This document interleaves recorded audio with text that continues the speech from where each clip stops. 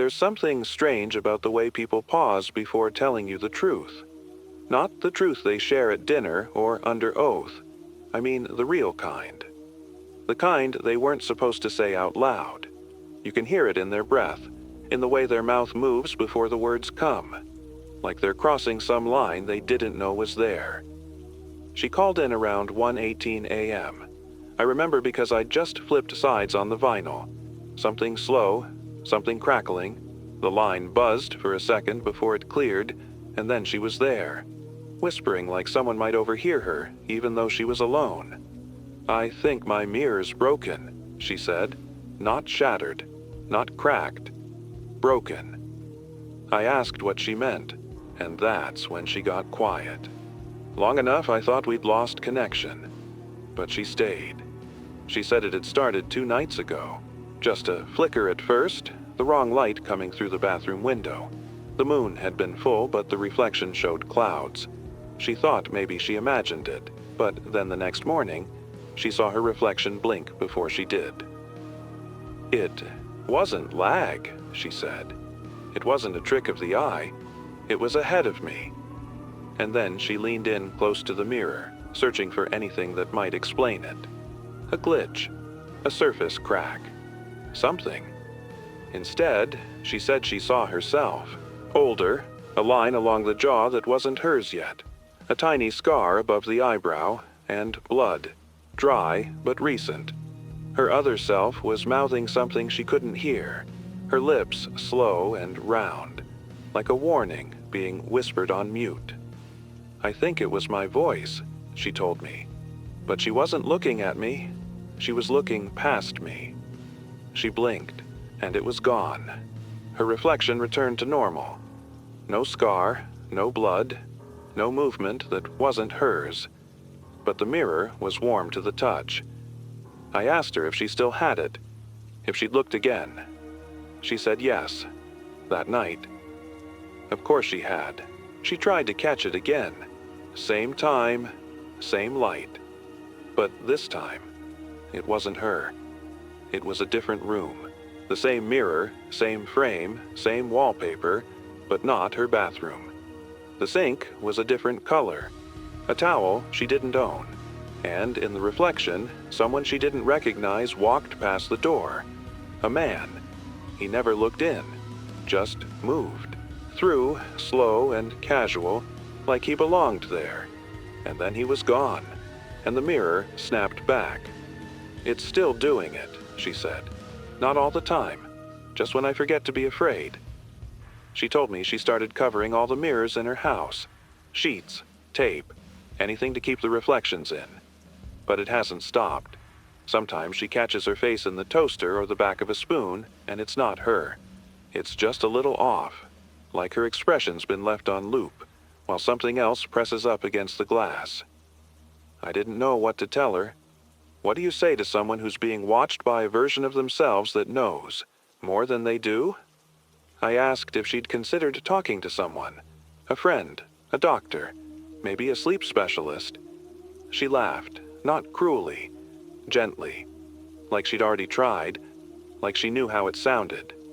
She said, "I don't think it's happening in my head. I think it's happening in the mirrors. And I think it's happening to other people, too. They just haven't looked long enough to realize it." The line went quiet again. Then she whispered, "They're not showing reflections anymore. They're showing possibilities." She thanked me, told me to stay safe, then hung up. I haven't heard from her since. But that phrase keeps circling in my head. They're showing possibilities. And I keep thinking, maybe they always were. Maybe mirrors never showed us what we are. Just what we believe we are. What we hope to see. Or what we fear will become. And if something's figured out how to speak through that, then maybe what we're seeing now isn't imagination. Maybe it's invitation. After that first call, I tried to let it go. People say strange things in the middle of the night. Long shifts, open highways, half-dreaming insomniacs. Sometimes the line between real and imagined gets thin. You start talking to yourself out, loud and calling it company. But 2 nights later, I got another call. Different voice. Male. Young. Nervous in a way I recognized immediately. Not scared exactly, but brittle. Like his thoughts were held together with tape and he was just hoping they wouldn't fall apart while we were on air. He didn't waste time. He said, "I think my house is wrong." He'd just gotten home from his shift, works at a loading dock a few towns over. Said he walked in, tossed his keys on the counter like always, didn't notice anything off. Not at first. Not until he went into the bathroom and saw his toothbrush was blue. His is red. He said that sentence 3 times. Mine is red. Then he looked up into the mirror and everything was off by just enough to register. The walls were the same, but the paint was fresh. The towel was folded wrong. The light bulb was flickering, but it hadn't been when he walked in. And then he saw movement in the mirror, not behind him, in front of him. A shadow crossed the hallway behind his reflection. He turned, expecting someone there. Nothing. He looked back. The hallway was empty in real life. But in the mirror, the shadow paused, then stepped out of frame. That's when he ran. Didn't grab his coat, didn't lock the door. He just drove. Ended up parked outside a grocery store 2 towns away, sitting in the dark, radio tuned to our frequency. Hoping for something, I guess. For someone else to say, "Yeah, I saw it too." That was the second call. The third came within the hour. A woman said her living room mirror showed her a house she didn't recognize. Same layout, different furniture. Empty. Cold, like it hadn't been lived in for years. She said she stood there watching it for 5 minutes. Then the lights in the reflected room turned on, one by one, but not in her house, only in the image. She said she felt like the lights weren't coming on for her to see in. They were coming on so something else could see out. That's when I stopped pretending it was just a story. Pulled the old makeup mirror out of the drawer under the console, something I hadn't touched in years.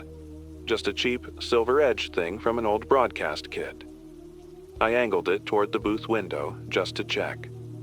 Nothing strange. Nothing off. But I kept it there, facing me now, resting against the soundboard, like a second set of eyes. I haven't moved it since, and now the calls are piling up. Mirrors in kitchens, barbershops, dressing rooms, people seeing versions of themselves with different haircuts, different clothes, different expressions. One guy swore he saw himself missing a hand, just standing in the reflection, calm and silent, holding the stump out like he was waiting for someone to take it. Another caller said the mirrors don't just show changes, they show alternatives. She said she watched a whole different version of her apartment play out across the glass over the course of a week. Different weather, a different cat, pictures on the wall she didn't own. And in one of them, she saw a man sleeping on her couch, a man she'd never met. Until yesterday, when she bumped into him in line at the pharmacy. Same face, same voice. But he didn't recognize her. Not yet. She said, "I don't think I'm seeing the future. I think I'm seeing what could have happened if I'd never left that city." I asked her how that made her feel. She said, like I'm being haunted by the versions of me I chose not to become. And I think that's the part that sticks with me most. Not the fear of being watched, but the fear that the reflections aren't just broken. They're accurate. That maybe there are 1,000 versions of our lives running parallel just behind the glass, waiting for a weak spot. A moment of stillness, an open gaze. And once we lock eyes, maybe it's not them who enter. Maybe it's us who begin to slip. I used to think mirrors were passive, just light, right? Just glass and angles and silver backing. Nothing beneath them, no weight, no will. But I don't think that anymore, because people are starting to report something new. It's not just mismatched furniture or different weather now. It's not memories playing out in the glass. It's them, their reflections. Changing, resisting. One of the first calls came from a man, just outside Boise. Said he was brushing his teeth when he noticed his reflection was smiling. Before he was. He stopped, blinked, pulled the toothbrush away. His reflection kept brushing for 2 more strokes, then froze, mouth still foaming, eyes locked forward. It didn't match him again until he moved his hand. And even then, it was too slow, like it had forgotten how to follow. He said, it felt like it had to remember me before it could mimic me. Then he hung up. No follow-up. A woman emailed the station the next morning. No subject line, just a few lines in the body of the message. I waved at myself in the mirror. My reflection didn't wave back. It just stared. I walked away. When I came back, it was still waving. I read that one twice before deleting it. Not because I didn't believe her, but because I did. And I didn't want to see my own reflection over my shoulder while I read it a 3rd time. Because they're slipping. The copies, the shadows, whatever they are, they're not reflections anymore. They're residents and occupants. Learning. One caller tonight said it best. Said she'd been using her compact mirror in the car, fixing her eyeliner, when her reflection mouthed a word she wasn't thinking. Not saying. Thinking. The word was stay. She said she hadn't even moved her lips, but the reflection did. Clear. Deliberate. She almost threw the mirror out the window, but she didn't. She kept watching. She said, I think it was trying to show me something. Another listener from Milwaukee left a voicemail, frantic, out of breath. Said her son had been staring into the hallway mirror for 20 minutes, completely still. She thought he was playing, daydreaming. Then he turned to her, eyes glassy, and said, Mommy, I don't like the one I used to be. She asked what he meant. He said, the other me told me I can stay if I forget enough. She covered the mirror with a towel that night, but now she says he won't stop standing in front of it, just waiting. Even covered, he talks to it. And he keeps saying the same thing. I think I remember different now. That's the part that's been eating at me. What happens if the reflections don't just act differently? What if they change us back? What if each look into that glass doesn't just show a possibility, but invites one to overwrite the version we thought we were? What if your reflection isn't you watching you? What if it's someone else rehearsing? A rehearsal that's finally moving into performance. I caught mine doing something earlier. I thought it was a glitch in the screen, the lighting, the fatigue. But it wasn't. I rubbed my eyes, and my reflection didn't. It stared softly, lovingly, almost, like it had waited a long time to see me falter. And then, just before I looked away, I saw it mouth something, 3 syllables. Soundless. But I knew the shape of the words. Let me in. I turned off every light in the booth, except the red one above the console. I didn't want to see it again tonight, but the monitor, the glossy black of the powered-down screen, still caught just enough light to reflect a trace. And I swear, for a second, I wasn't sitting alone anymore. There was someone beside me, smiling, still, and just a little too late. There's a motel off Route 39.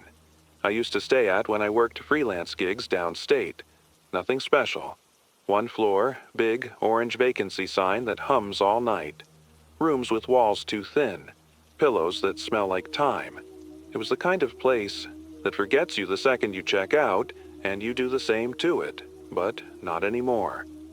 Now people talk about it, not because of the price or the beds or the coffee in the lobby, because of what happened in room 108. I got the call around 2:30 a.m., right in the middle of the graveyard lull. The voice on the other end was shaking, but steady. Someone who's already burned through their panic and reached that cold, clear place you can only find when fear runs out of oxygen. He said he worked front desk. Night shift. Said it was quiet. Until about 1. A guest came down barefoot, still in his pajamas, face pale like he'd seen something he couldn't believe. He didn't speak at first, just stood there, holding his keycard like it meant something sacred. Then he said, "There was a man in my mirror." The clerk tried to calm him down, but the guest wasn't having it. "He was me," the man said. "He was me," but he wouldn't stop smiling. Said he'd gone to brush his teeth, leaned in, and the reflection was just wrong. Not the room, not the walls, him. The face had a softness it shouldn't, like it had been practiced, like it had taken longer to form. He said the moment he noticed, the smile started to spread. He stepped back, and the reflection kept leaning in. That's when he ran. Didn't pack, didn't shut the lights off. The clerk walked him to the lobby, couch, and went to check the room. He told me he expected to find it empty. He didn't. The mirror was shattered. Not broken. Shattered from the inside. Every shard had fallen out and landed clean on the floor, like something behind the glass had pushed until it couldn't hold anymore. But that wasn't the worst part. Each piece still showed a different angle. Not of the room, of other rooms. Same layout, same structure, but with tiny differences. A lamp on the other side of the bed. A chair where there hadn't been one. In one shard, he swore he saw movement. A shape shifting in the reflection's corner, ducking just out of view. He tried to scoop them up, to hide them. But the more he touched them, the more he heard something. A low, ringing whisper, like someone repeating his name just under the threshold of sound. He left the mirror where it was, and the room is closed now. Locked. But staff have reported odd things. Sometimes the door is cracked open in the morning. Sometimes the key code resets on its own, and the cleaner who walked in without authorization last week, she won't talk about what she saw. She quit on the spot, moved 3 towns over, said she'd never set foot near a mirror again. She mailed in her resignation. No phone call, no explanation, just one line on the bottom of the letter. I saw myself turn toward me. I think about that more than I should, because maybe that's the real threat. Not that something's watching us from the other side, but that something is following our lead, that it's learning how to cross over. And the only thing holding it back is our belief that mirrors are boundaries instead of invitations. The clerk told me he still works there. Keeps the key to room 108 taped, inside a desk drawer, just in case. Not because he wants to go back in, but because he wants to know where the door is, where it used to be, before something on the other side finds its way out and decides to stop knocking. It's not just about looking anymore, it's about being seen. That's what I've come to understand in the past few nights, and it's what I keep hearing in the voices of the people who still call. Quiet, hesitant. Voices, not screaming, not panicking, just full of that slow, cold realization. I saw it, and it saw me back. It's not always immediate. Sometimes it's subtle, like the moment you lock eyes with someone across a room and feel that charge, an invisible thread pulled tight between you, even before you move. Only this isn't someone. It's something through the glass, and it's waiting. One caller last night described it perfectly. She said she caught her own reflection watching her from the bathroom mirror. Not moving, not off, just a little too focused, like it wasn't trying to follow her movements anymore, like it was listening. She leaned in, testing it, made a sudden face. The reflection blinked, delayed, just by a beat. But then it smiled, and she didn't. She backed away, shut the light off, closed the door. But later that night, when she walked past the hallway mirror, just a quick glance, a nothing moment, she saw the same smile waiting there, too. Not on her, on the reflection. Like it had followed her. And here's the part that made my skin go cold. She said she looked at it long enough to catch a twitch in the corner of its mouth. A pulsing movement like it was trying to hold still, like it knew she was watching again, and it wasn't ready yet. That's the pattern. They respond when you notice them. They seem passive at first, like background noise, like shadows in the corner of your eye. But when you see them, really see them, they change. They become attentive. A man sent me a recording this morning, said he'd started filming every mirror in his house after catching one show his kitchen 5 minutes ahead of real time. Said the footage always looked normal until he watched it back. That's when he noticed it. Every time he looked into the mirror, even just a passing glance, the frame shuddered. Not visibly, not something you'd catch the first time through, but it rippled, like heat off pavement, like pressure through water. He slowed the video down, frame by frame. At one point, when his back was turned, his reflection kept looking forward. Didn't turn with him. Just stood there. Still. Attentive. He hasn't reviewed the rest of the footage yet. He's afraid of what the other recordings might show, and I understand that now. Because I caught mine, doing it too. Just a flicker, nothing more. I leaned over the desk here at the station, scratched behind my ear. Something small. And from the corner of the soundboard's reflection, I watched my head not move for half a second too long. Then, it caught up a correction, like someone editing a video on the fly. And I swear the reflected version of me glanced toward the red on-air light a split second before I did, like it was waiting for a cue, or maybe giving one. And now I can't stop wondering, what if this has nothing to do with time? What if it's not about the future, or alternate timelines, or dimensions? What if it's simpler than that? What if it's about attention? What if the mirrors are doors that only open when we're looking just right?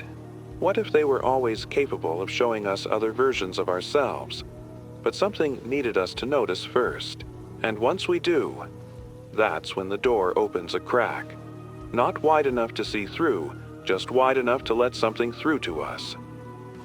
The lights in the booth flickered a few minutes ago. Only once. But when they came back on, I was already looking. At the glass panel by the phone, just a sliver of reflection. But enough. And in that brief second, I caught myself mid-sentence. Only I wasn't speaking. I was smiling. Waiting. And I think it was waiting for me to see it. It happened while I was reading the weather. I've done it 100 times, the same way. Low voice, steady tone, light transitions, a comfort segment, something to pull people back from the dark edges. But tonight, in the middle of the update, I forgot what month it was, not in a sleepy way, not in a normal way. I looked down at the forecast, and the date looked wrong. I read it aloud, October 17th, but my stomach dropped, cold and sharp like I'd just remembered something terrible. I was sure it was July, not because of the heat or the time or anything I could prove, just because it was. I've never felt that kind of certainty slip before, and it didn't stop there. After the show, I looked at an old photo on my desk, me and my brother. Hiking boots, sunburns, smiles, and for a moment, I swear, it wasn't me in the photo. The face was similar, familiar, but the eyes were wrong. Wider, like I was seeing someone else's memory wearing my shape. I closed the photo, put it face down, and I've been thinking about something one of the listeners said last night. She didn't call in, just left a voicemail. A soft voice, thoughtful. She said, "I think the mirrors are leaking. Not physically, cognitively." She said she remembered her childhood dog as a golden retriever, but last night she saw a mirror in her hallway, and her reflection showed a black lab. She stared at it for 10 minutes. By the time she walked away, she couldn't remember the name of the dog at all. She tried to Google old photos. Found nothing. Family members swore they never had a dog. And now she's not sure whether she dreamed her entire childhood, or if she stepped sideways just slightly into a version of herself where the dog never existed. She ended the message with one line: "I think the mirrors are winning." That's how she said it, like it was a war, like reality is less stable than we thought, and all it takes is one moment of eye contact with the wrong self to loosen everything. Another caller tonight said his handwriting changed. No accident. No injury. He just looked in the mirror one morning, saw himself scribbling a note on the fridge in cursive, elegant, looping strokes. But when he turned to look at the actual paper, it was printed, block letters, angular. He swears he never learned cursive, but now he can write it fluently. Just woke up with it. He said it feels like he inherited someone else's memory. Not just the skill, the feeling of it, the rhythm of fingers that used to be his, but weren't. And that's what terrifies me. Because it means we're not just observing these other lives, we're absorbing them, one mirror at a time. A woman wrote in yesterday, anonymous, no return address. Said she remembers being married. She's not, never has been. But she remembers the proposal, the ring, a fight about laundry, the way he said her name when he was tired. She remembers his face, but she can't find any trace of him, anywhere. She thinks she saw their apartment once in the bathroom mirror, just for a flash. It was raining in the reflection. She lives in Phoenix. It hasn't rained in 6 months. And now, she wakes up crying for someone who doesn't exist here. That's what this is, I think. Not invasion. Not possession. Bleed through. Like our lives are lined up beside each other, mirror to mirror, and the silver between them is thinning. And every time we look too long, part of someone else's story leaks into ours. A scar you don't remember getting, a word that's always on the tip of your tongue, a lover you never met, but still miss. They're slipping in, and we're slipping out, quietly, slowly. The lines between versions of ourselves eroding into something shared, something mirrored, something merged. And when enough of those lines vanish, I don't think we'll be able to tell the difference between what's ours and what was always meant for someone else. I stopped counting after the 4th one. It happened last night. Just after I signed off, I went into the restroom here at the station to splash some water on my face, something I've done 100 times, a ritual to remind myself I'm still here, still me. But this time, the mirror didn't give me back what I expected. It gave me options. 4 versions of me. All side by side, like someone had split the reflection into columns. Each one looked mostly right. Same posture, same tired eyes, same faint stubble I never quite shaved down all the way. But each of them was doing something different. The one on the left was breathing too fast. Not panicking, just hyper-aware, like he'd heard something behind the glass and was trying not to show it. The second had a bruise under his eye. Fresh. A story I couldn't remember having lived. The third one, centered, still, wasn't blinking at all, just staring. Calm, intent, as if he knew I'd be the one looking longest. And the fourth wasn't me at all. Same face, same clothes, but the smile was too wide, and it wasn't fading. I don't know how long I stood there. Seconds? Minutes? The overhead light flickered, and when I blinked, they were gone. Just one version of me left.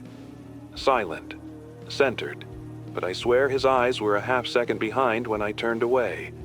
And now I can't stop wondering if there are multiple versions of us behind the mirrors. What are they waiting for? Not just to be seen, to be chosen, because that's what it felt like. Like I was being tested. Like I was supposed to pick one and follow him deeper into the glass. And what happens when we do? A man called in tonight. Said he lives alone, but caught 6 versions of himself moving behind the glass in his medicine cabinet. Not in sync, not rehearsed, each doing something slightly different. One was cutting his hair, one was brushing his teeth, one just stood there, bleeding from the nose. He opened the cabinet expecting to find it empty. It was, but when he closed it, all 6 were gone, replaced by a single one, waving slowly. Not at him. At something behind him, he turned. No one was there. But he said the room didn't feel like his anymore after that. Said the floor creaked in a way it never had. The fridge was humming at the wrong pitch. His toothbrush was on the wrong side of the sink. He said, "I think the mirror picked for me." Another email came in just before I went on air. No name, just a line of text. They crowd the glass when I sleep. And I think I believe it, because that's what these things seem to want. Not fear, not attention. Acceptance. They want to be real. To be worn, to be walked into like a pair of old shoes we forgot we owned. And once we pick one, once we say yes to, even a single thread of those lives, they're not copies anymore. They're candidates. And what happens when we choose? When the boundary wears too thin? When the one we look at longest becomes the version we start becoming? Maybe that's why they multiply. Not to confuse us, to crowd out the truth, to make it harder to remember which one we started as. Because the more we doubt the version we're living, the more they can convince us to try on another. And another. Until the mirror isn't showing us ourselves at all, just the last face we made before we stopped being sure. It happened at 3:13 a.m. The exact time was confirmed across dozens of messages, voicemails, and shaky calls from payphones and parked cars. Same timestamp, same effect. No one really knows what caused it. Not a quake, not a power surge, nothing the news would call verifiable. But every mirror, everywhere, changed. Just for a moment. I was here in the booth when it happened, mid-sentence, reading a letter from someone who said their reflection had started aging differently. Eyes a little cloudier, smile lines they didn't remember. I was about to make a joke, something soft to ease the tension. And then the lights flickered, not a full blackout, just a dimming, like the station had taken a long breath and held it. All the monitors glitched, and then the studio mirror, the one mounted behind the phone board, not even meant for use, just there for wiring checks, turned black. Not blank. Black. Not like it stopped reflecting. Like it had turned into a window and the other side was just nothing, but not empty. I leaned forward and something moved. Slowly. Something big. A silhouette. No face, no edges, just mass in motion. Like a building exhaling. Like a sleeping god rolling over in its bed of time. There was a sound, too. Not audible. Felt low in the chest. Like standing too close to train tracks before the engine arrives. A hum full of weight. And then the tower appeared. I know how that sounds. I'm not talking about the station's transmission tower. I mean something else. Something inside the mirror. A shape, distant but centered. Blacker than the rest of the void. Taller than anything I've ever seen. Thin at the top, wide at the base. Almost organic. And I wasn't the only one who saw it. The messages came pouring in over the next hour. People from across the state, across the country. A man in a hospital waiting room said every reflective surface went dark all at once. Wall mirrors, cell phone screens, even puddles in the parking lot. And they all showed the same thing. The field, the tower, the thing moving in the distance. Some described it as beautiful. Some called it terrifying. But most said it felt familiar. Like it wasn't showing us something new, but something we'd once known and forgotten. A dream we had as children. A shape that never made sense until now. And then, just like that, the mirrors blinked. Back to normal. Almost. There's a difference now. Subtle, but real. Reflections are too still. Too centered. like whatever's watching through them now has decided to wait closer to the surface. One woman told me she smashed her mirror afterward, couldn't stop crying, not out of fear, out of recognition. She said, "That thing behind the tower, I think it used to be me." I don't know what she meant, but I haven't stopped thinking about it. Because what if the tower wasn't the focal point? What if it was a beacon, and whatever we saw moving in the dark, whatever was walking slowly toward it, wasn't a creature? What if it was us? Some version, some echo, called back from across the glass by something older than thought, and now that we've seen the other side, even just for a moment, the mirrors won't need to trick us anymore. They'll just wait. Patient, silent, because the moment is coming. Not a flicker, not a glitch, a shattering. The point where the glass gives up pretending to be a boundary and finally becomes a door. And when that happens, I don't think what comes through will be strangers. I think they'll wear our faces, just slightly off, and they'll speak in a voice we almost remember. One syllable behind. It started in the green room, that little side closet we call a break room, fluorescent lights, one stained sofa, a microwave with peeling buttons. There's a mirror above the sink, old and warped. I've passed it 1,000 times without a second glance. But yesterday, it was wrong. Not the glass itself. Not cracked, not black. The angle. I stood in front of it and realized the reflection was showing the room from behind me. From a perspective I couldn't physically occupy. I turned. No one there. Nothing strange in the room. But the mirror held the angle steady, like a camera. Like something had finally stopped pretending to copy me and decided to watch. I walked backward, slowly, turned to check again. Still nothing. But when I looked into the mirror one last time, my reflection wasn't alone. There was a shape just over my shoulder. Gone when I turned. Back when I looked. I left the room and shut the door. It didn't feel like closing something behind me. It felt like shutting myself out. And now the other mirrors in the building are acting strange too. The one in the hall near the transmitter room flickers every time I pass, just slightly, like it's switching between channels. And it doesn't show the hallway anymore. Not exactly, it shows versions. Sometimes the lights are dimmer, sometimes they're blue. Once I saw red handprints on the wall in the reflection. But the real wall was clean. Sometimes. I see myself walking toward the booth, but I haven't left it yet. I told myself it was fatigue, reflection lag, a trick of the eyes. But I know better. I've been here too long. I've heard too many voices say the same thing in too many different ways. The mirrors don't want to show you anything anymore. They want you to participate, and I think the station is helping them now. It's subtle, but real.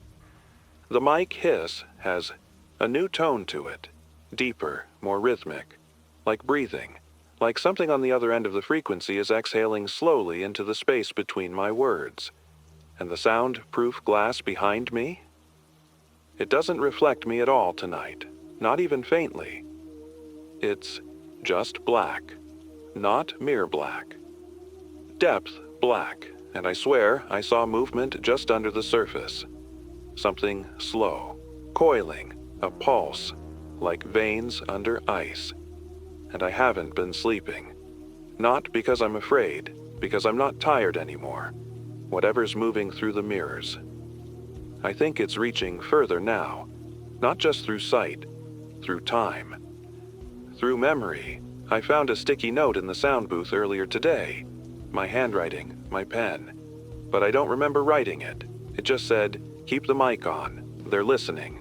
I think the station wrote it for me. I think the place itself is starting to remember different. Every surface with a reflection now carries that strange hum.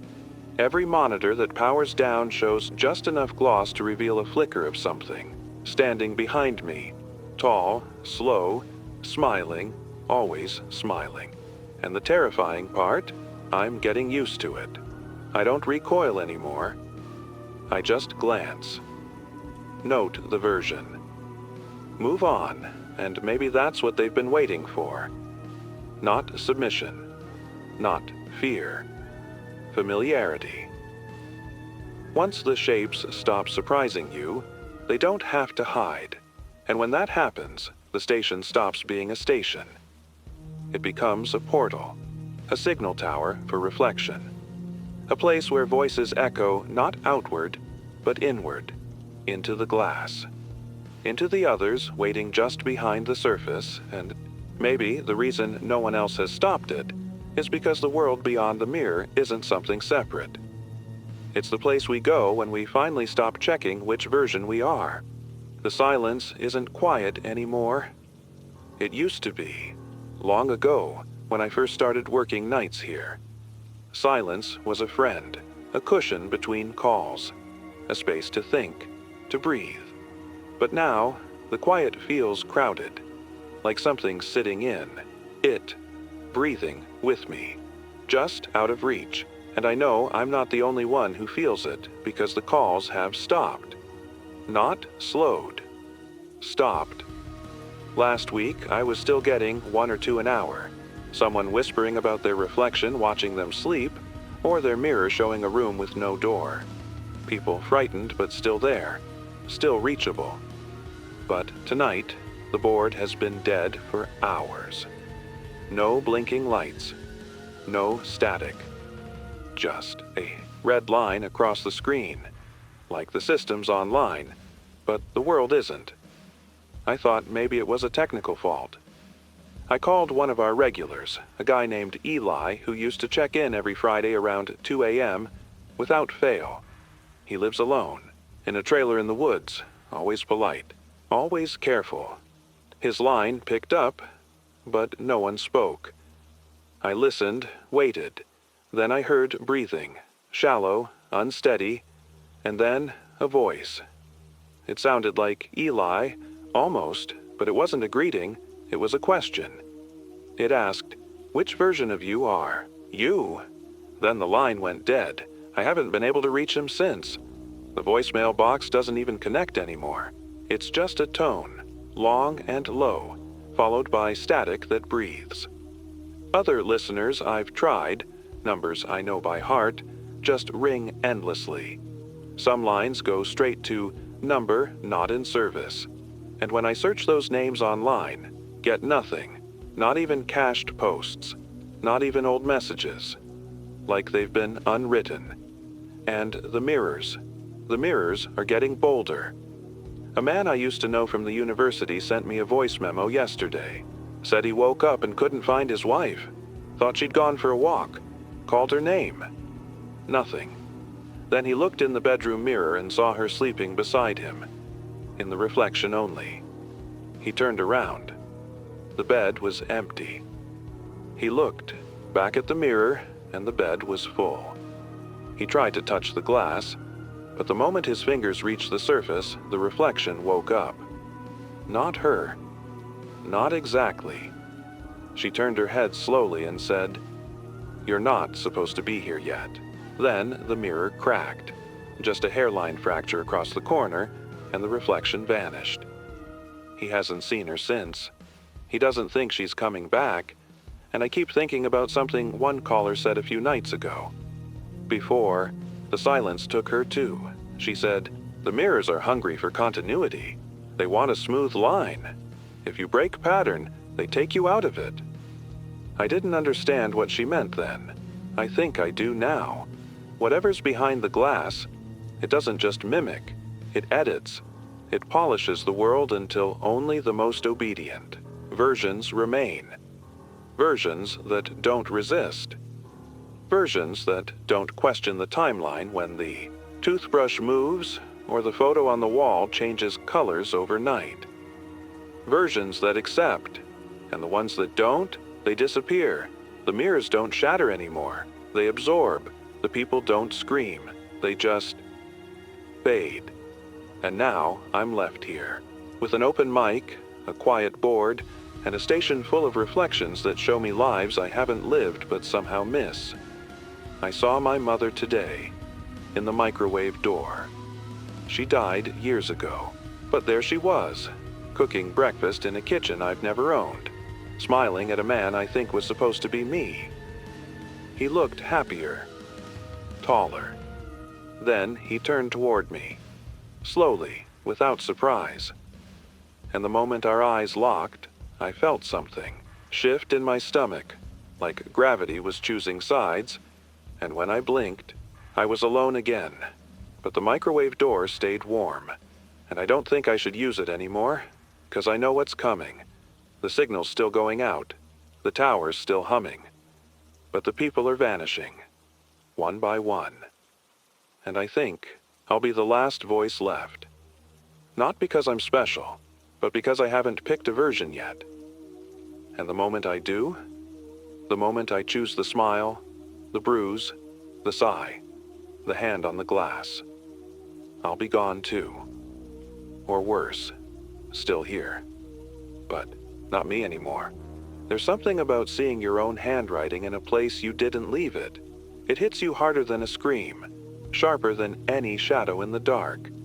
Because it's not just an intrusion, it's impersonation. Something not only watched you, but learned you. Practiced your weight, your lean, your script. And now it's speaking your language. I found the message this morning, scrawled in the fogged glass of the studio mirror just after I took my first sip of coffee. I hadn't breathed on it. I hadn't touched it. The glass had been clear all night, but there it was. Stay. All caps. No punctuation, just the word, like a road sign, like a command. I stared at it for a long time, trying to convince myself it had always been there, that I'd missed it in some haze, some blur of late-night loneliness. But the steam hadn't settled until just then, and the word wasn't fading. It held, like a breath drawn in but never let out. And then I noticed something worse. It was written from inside. Reversed, like someone had traced it on the far side of the glass, not for me to read, but for the reflection of me to see clearly. I wiped it away, hand trembling, and beneath the fog, for just a moment, I saw a version of myself that didn't flinch. He stayed, still, and smiling. Later that afternoon, I started getting reports, scattered texts, a few garbled voicemails that cut out before the end. People were seeing it too. Same word, same instruction, different mirrors. One woman said it appeared on the side view mirror of her car as she parked at work.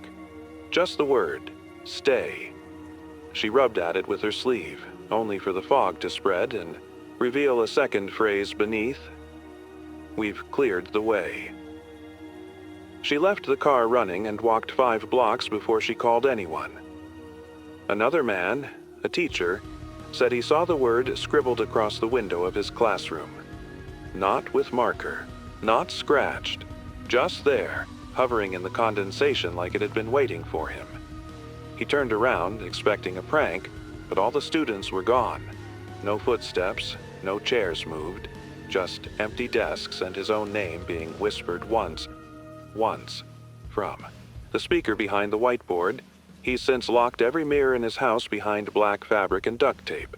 Said he doesn't want to know what's next, but I think we all know, because they're not hiding now. The reflections. They've learned too much, gotten too good, and this isn't rehearsal anymore. It's roll out.